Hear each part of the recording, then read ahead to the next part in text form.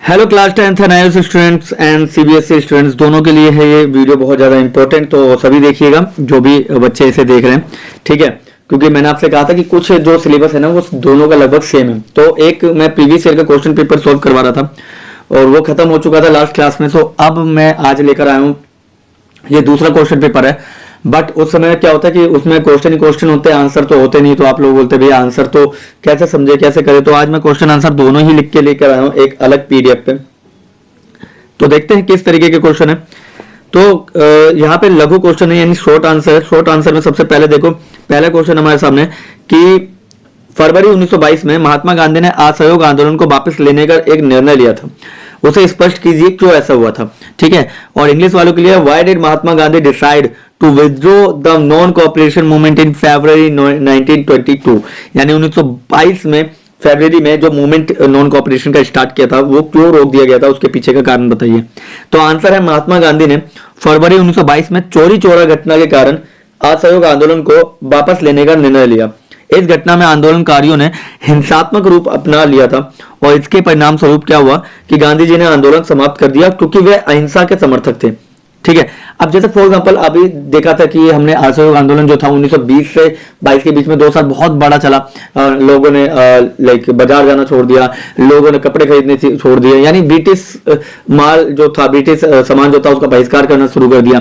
इसके अलावा स्कूल में बच्चों ने जाना छोड़ दिया, कॉलेजेस में चिल्ड्रन जो भी स्टूडेंट्स थे उन्होंने जाना छोड़ दिया, ठीक है। सरकारी कर्मचारियों ने काम करना छोड़ दिया। तो बहुत सारा का सारा ये जो देखने को मिलता है कि देश के अंदर एक यूनिटी, एक नेशनलिज्म की जो भावना थी वो अपने टॉप पे पहुंच चुकी थी। और ऐसे में कई नेता चाह रहे थे कि ये अगर थोड़ा भी लंबा काम करता है ना, थोड़ा भी लंबा चलता है, ठीक है, तो जाहिर सी बात है हमें आजादी मिल जाएगी, आजादी बहुत करीब है। बट ऐसे में हमने एक चीज जो नोटिस की वो ये थी कि कहीं ना कहीं हिंसात्मक गतिविधि जगह जगह पे थोड़ी थोड़ी हो रही थी।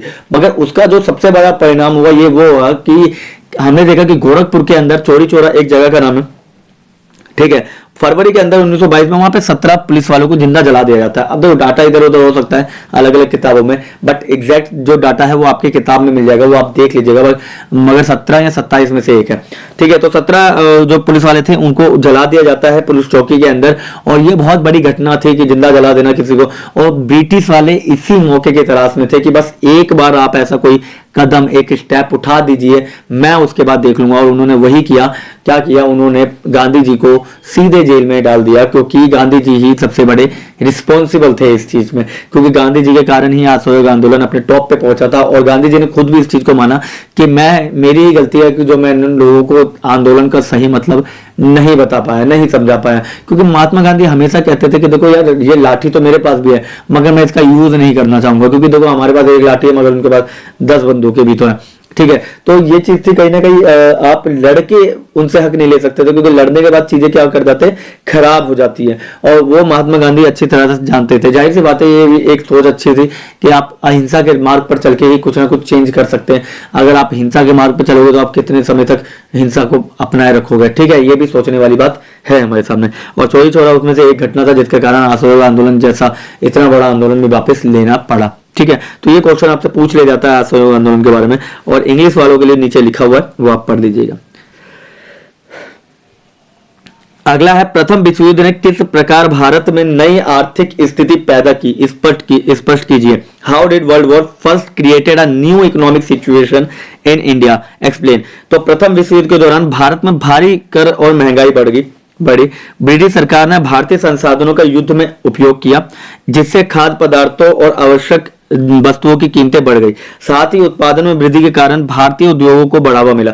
तो कुल मिलाकर पूछ रहा है कि प्रथम विश्व युद्ध ने किस प्रकार भारत में नई आर्थिक स्थिति पैदा की, ठीक है। यानी पहले वर्ल्ड वॉर जो हुआ था उसने भारत में किस तरह से एक इकोनॉमिक सिचुएशन जो थी वो क्रिएट कर दी। तो उसको हम आंसर बताते हैं। देखो क्या था कि पहले वर्ल्ड वॉर के समय में हमारे भारत पे ना बहुत सारा कर लगाया गया, क्योंकि ब्रिटेन वालों का कहीं ना कहीं जो इनकम का मेन सोर्स था वो इंडिया था। तो उन्हें अब फर्स्ट वर्ल्ड वॉर में ब्रिटेन डायरेक्ट रूप से लड़ रहा था, यानी डायरेक्टली वो जर्मनी के खिलाफ लड़ रहा था। तो उनको सबसे पहले सेना चाहिए थी, सेना भी उन्हें इंडिया से मिली, और इसके अलावा उनको चाहिए था पैसा ढेर सारा, तो वो भी वो हमारे किसानों से टैक्स लगा लगा के ऐसा ले रहे थे, ठीक है, पैसा बहुत सारा। तो कहीं ना कहीं इसके कारण क्या हुआ, भारी कर और महंगाई देखने को मिली हमें, ठीक है, यानी कि हैवी टैक्स एंड जो महंगाई थी उससे कहीं ना कहीं चीजों को बदल के रख दिया, जो कि बहुत खराब चीज थी, ठीक है। इसके अलावा ब्रिटिश ने भारतीय संसाधनों का युद्ध में उपयोग किया, ठीक है, युद्ध में बहुत ज्यादा उपयोग हुआ ब्रिटिश शासन ने, ठीक है। इसके अलावा जिससे खाद्य पदार्थों और आवश्यक वस्तुओं की कीमतें बढ़ गई।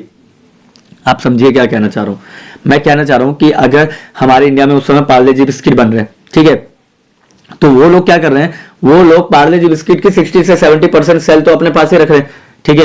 वो सेल क्यों रख रहे हैं अपने पास, इसलिए क्योंकि भाई उन्हें अपने जो फौज है उसको खाना देना है, उन फौज को ये बिस्किट वगैरह एनर्जी के लिए देने, बहुत सारी चीजें उन्हें देनी है, तो आधे से ज्यादा राशन तो उन लोगों के लिए जा रहा था, उन आर्मी के लिए जा रहा था, और जो थोड़ा बहुत बचा कुछ राशन है, अब जाहिर सी बात है वो डबल या ट्रिपल दाम में बेचा जा रहा था, जिसके कारण महंगाई क्या थी, अपने टॉप पे चली गई। इसलिए मैं कहता हूँ किसी भी कंट्री कि कोई भी कंट्री ऐसा नहीं है जो युद्ध में डायरेक्टली अपना इंटरफेरेंस करे। आप खुद सोचिए कि अभी जब बात हुई नाटो के अंदर उसको एक्सेप्ट करना, अभी यूक्रेन और रशिया का वॉर चल रहा है, हम लोग जानते हैं, तो नाटो जो था ना वो अमेरिका का एक ग्रुप है, अभी भी है, तो उसके अंदर यूक्रेन आना चाह रहा था और रशिया इसका अपोजिट में था, ठीक है। और जिसके कारण क्या हुआ कि नाटो को उन्होंने बोला कि फ्रांस और अमेरिका जैसे कंट्री ने बोला कि हम तुम्हारा पूरा सपोर्ट करेंगे अगर रशिया युद्ध करता है तो, मगर बाद में दोनों पलट गए। क्यों? क्योंकि ऐसे में उनको भी पता है कि अगर वो भी युद्ध में लड़ गए तो क्या होगा, इससे उन पे आर्मी पे खर्चा बढ़ जाएगा, आर्मी पे जब खर्चा बढ़ेगा तो टैक्स बढ़ाना पड़ेगा, और टैक्स तो बढ़ा लोगे मगर जब प्रोडक्शन जो है वो थोड़ा बढ़ा पाओगे इतनी, है ना, तो प्रोडक्शन कहीं ना कहीं तुम्हारी 70% 60% जो प्रोडक्शन है वो आपके आर्मी के पास जाएगी, और कहीं ना कहीं आर्मी जो प्रोडक्शन, आप आर्मी के पास जो प्रोडक्शन बढ़ा रहे हैं कहीं ना कहीं यही ज्यादा तकलीफ देगी, ठीक है, यही महंगाई बढ़ाएगी और आपकी सरकार गिरा देगी। तो कोई भी कंट्री कोशिश नहीं करती है कि वो लोग युद्ध करें, कोई भी कंट्री युद्ध को एक्सेप्ट नहीं करती, कोई भी कंट्री युद्ध को क्या नहीं करती है, सपोर्ट नहीं करती है, ठीक है। चलिए, और जिससे खाद्य पदार्थों और आवश्यक वस्तुओं की कीमतें बढ़ गई, साथ ही उत्पादन में वृद्धि के कारण भारतीय उद्योगों को बढ़ावा भी मिला, ठीक है, यानी उत्पादन में जो वृद्धि होने लगी ना, जिसके कारण हमें देखते हैं भारतीय उद्योगों को बढ़ावा मिला, बहुत सारा बढ़ावा, ठीक है। चलिए, तो अगली बात करते हैं, अगला क्वेश्चन देखते हैं। इंग्लिश वाले ध्यान से देखिएगा, ये इंग्लिश वालों के लिए बता रखा हूं मैं। During world war first heavy taxation and inflation increase in India, the British government used Indian resources for the war, leading to a rise in food and essential goods prices, at the same time increased production boost, ठीक है, ये सब पूरा पढ़ लेना। Seventh क्या है हमारे सामने, सुनना, बताइए सेवंथ क्या है, सेवंथ क्वेश्चन बताइए। वैसे एक मिनट, चलिए अगला देखते हैं। नेक्स्ट है, लोकतांत्रिक सरकारें पारदर्शी और वैध होती है, इस कथन की न्याय संगत पुष्टि कीजिए, ठीक है। जो लोकतांत्रिक सरकारें होती है वो पारदर्शी और वैध होती है, इस कथन की न्याय संगत पुष्टि कीजिए। चलिए इस पर बात करते हैं। Democratic governments are transparent and legitimate, justify this statement. तो लोकतांत्रिक सरकारें जो होता है वो जनता द्वारा चुनी जाती है, लोकतांत्रिक सरकारों को जनता द्वारा चुना जाता है, इसलिए वह जनता के प्रति जवाबदेही होती है।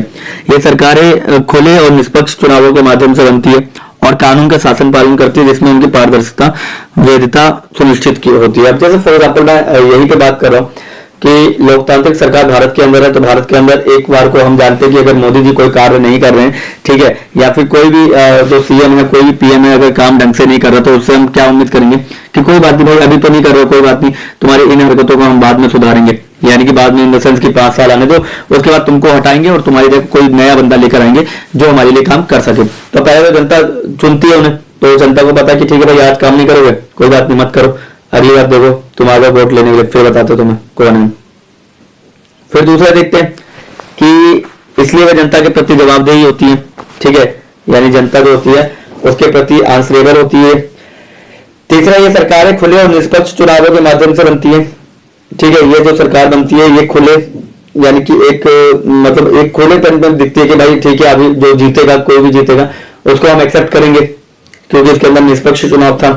कानून के शासन का पालन करती है, यानी कि कानून का शासन जो होता है, ठीक है, कानून जो मतलब संविधान जो है संविधान के तहत चलती है, ये भी हम मानते हैं, और जिससे उनकी पारदर्शिता बनी रहती है, यानी कि ट्रांसपेरेंसी बन जाती है, और एक वैधता इंश्योर करता है कि वो कहीं ना कहीं इंश्योर करता है कि ट्रांसपेरेंसी बनी रहेगी। और इसके अलावा जो बना रहेगा वो क्या है, वो लेजिटिमेसी कहते हैं इंग्लिश वालों के लिए, बाकी हिंदी वालों के लिए वैधता बोलते हैं। यानी कि अब वो सरकार जो है ना वो संविधान के तहत काम करेगी। संविधान बहुत ज्यादा जरूरी इंपॉर्टेंट बन जाएगा इसके लिए। ठीक है, चलिए उम्मीद करता हूं आपको ये वाला क्वेश्चन समझ में आया होगा। 3 महत्वपूर्ण ऋण की शर्तों की व्याख्या करने को बोला है। 3 महत्वपूर्ण ऋण कौन कौन से होते हैं, यानी टर्म्स ऑफ लोन्स जो है वो 3 इंपॉर्टेंट टर्म्स ऑफ लोन्स कौन कौन से, आप उसके बारे में बताइए। पहला तो है ब्याज दर, इंटरेस्ट रेट। ऋणदाता द्वारा दिए गए ऋण पर उधार को भुगतान करना होता है, यानी पहले तो है इंटरेस्ट रेट पे मिलता है, पहले तो इंटरेस्ट रेट होता है। ठीक है, उसके बाद मैच्योरिटी पीरियड बोलते हैं, परिपक्वता अवधि बोलते हैं। ऋण को चुकाने का एक निर्धारित समय दिया जाता है, यानी कि ये बोला कि लोन्स की 3 कंडीशन क्या होती है, टर्म्स क्या होता है। तो पहला तो है कि आपको इंटरेस्ट रेट देना ही पड़ेगा, दूसरा आपको एक समय देना पड़ेगा कि कब करोगे, और तीसरा जो है वो है कोलेट्रल, यानी कि आप कौन सी संपत्ति उसके लिए सुरक्षा में रखोगे। ठीक है, समझ में आ गया। जब साहूकारों के पास पहले जाते थे लोग तो वो बोलता था ठीक है भैया घर के कागज रख दो, दे देंगे 2 लाख रुपए। ठीक है, और एक समय बता दो, ठीक है, एक समय बता दो और घर के कागज दे दो, हम आराम से रख लेंगे। ठीक है, मगर साथ में हम 10% ब्याज लेगा, 5% ब्याज लेंगे। तो टका जो है ना वो ब्याज के दर को बोल रहा है। टका मतलब क्या है, रेट ऑफ इंटरेस्ट। ठीक है, समझ में आ गया। ये 3 चीजें इंपॉर्टेंट है, पिछले साल के पेपर में पूछा गया है, तो पढ़ के जाइएगा। कुछ भी पूछ सकते हो भाई, मैं तो मुंह पे कहता हूँ कुछ भी पूछ सकते हो। बच्चे आगे बोलते भैया इंपॉर्टेंट क्वेश्चन बताओ, यार क्या बताओ इंपॉर्टेंट क्वेश्चन, आजकल तो क्वेश्चन कुछ भी पूछ रहे हैं, मैं आपको क्यों अंधेरे में रखूं। चलो आगे देखें, एक मिनट, ये लास्ट क्वेश्चन है, और लास्ट क्वेश्चन देखते हुए चलते हैं। भारत में राजनीतिक दलों के समक्ष किन्हीं 5 प्रमुख चुनौतियों की चर्चा कीजिए। पहला तो है राजनीतिक दलों, यानी कि discuss any 5 major challenges faced by political parties in India. India के अंदर जो पॉलिटिकल पार्टीज हैं उनको 5 कौन कौन से चैलेंजेस का फेस करना पड़ रहा है। पहला तो है चुनाव लड़ने के लिए धन की आवश्यकता। आज के डेट में एक चुनाव लड़ने के लिए कम से कम करोड़ों रुपए खर्च कर दिए जाते हैं।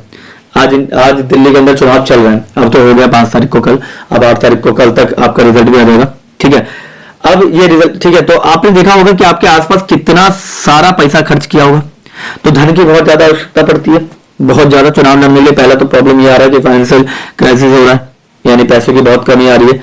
दूसरा आंतरिक लोकतंत्र की कमी है, यानी कि पार्टी के बाहर तो दिख रहा है भैया सब वैसे ही चलेगा, मगर अंदर खेल सारा बदल रहा है।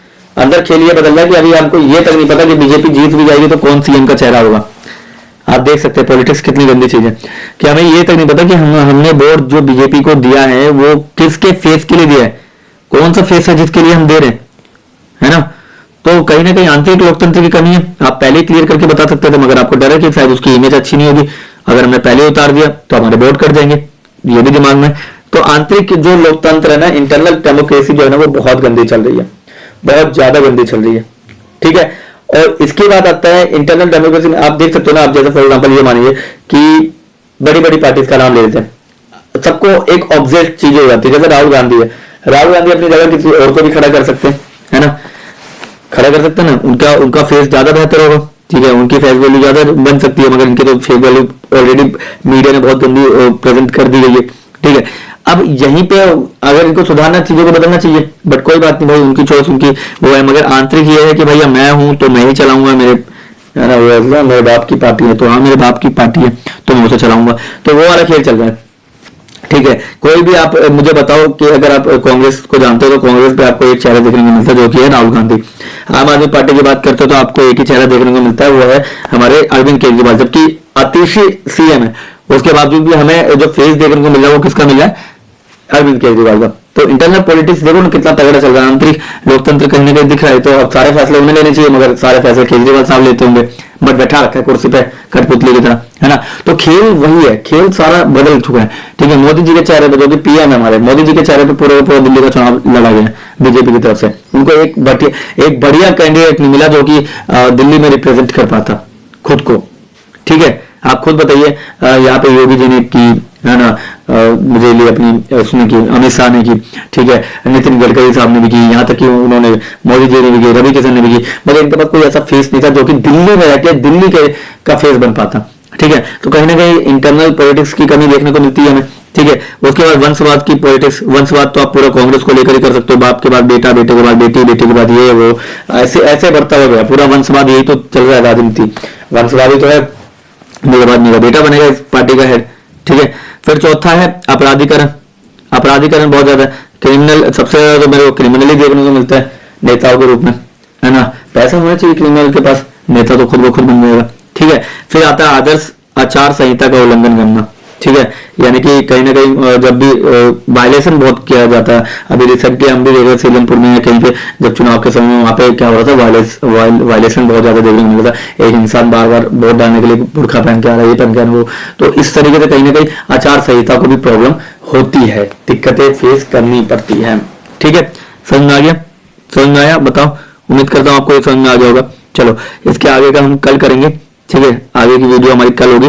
और जिसको भी ये पीडीएफ चाहिए तो आप लोग जानते ही इस पीडीएफ को कहाँ लेना है, ठीक है, कहाँ लेना है आप सब जानते हैं। और रात को आइएगा, इंग्लिश की रिपोर्टेड स्पीच की वीडियो आ रही है जो कि बहुत ज्यादा इंटरेस्टिंग और बहुत ज्यादा अच्छी होने वाली है, ठीक है। मिलते हैं किसी और वीडियो में, तब तक के लिए थैंक यू और धन्यवाद। स्क्रीनशॉट ले लीजिए इस नंबर पे, इस नंबर पर मैसेज करके आप अपनी पीडीएफ ले सकते हैं, ठीक है।